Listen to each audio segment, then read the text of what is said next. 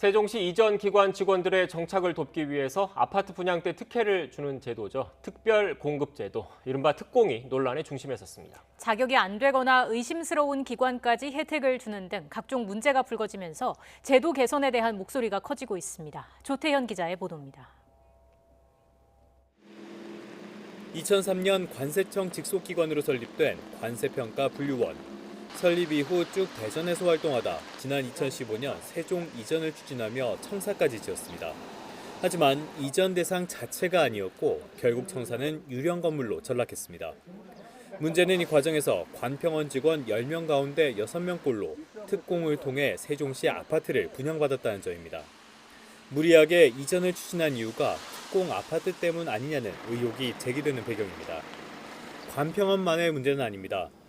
곧 대전에서 세종으로 이전할 예정인 중소벤처기업부 역시 도마 위에 올랐습니다.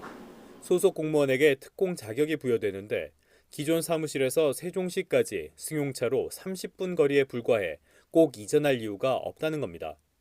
잠시 세종시에 둥지를 틀었다가 떠난 새만금 개발청이나 해양경찰청에서도 분양받은 세종시 아파트를 그대로 가지고 있는 직원이 적지 않았습니다.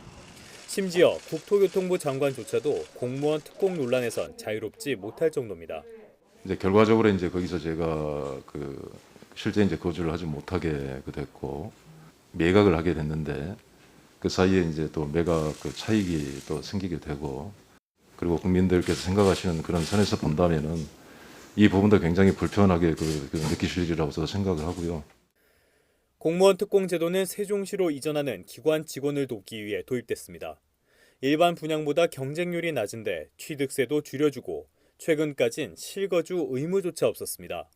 지난 10년 동안 공무원 2만 6천여 가구가 이런 혜택을 받습니다. 여기에 문재인 정부 출범 뒤 세종시 집값이 폭등하면서 이들은 막대한 시세 차이까지 보게 됐습니다.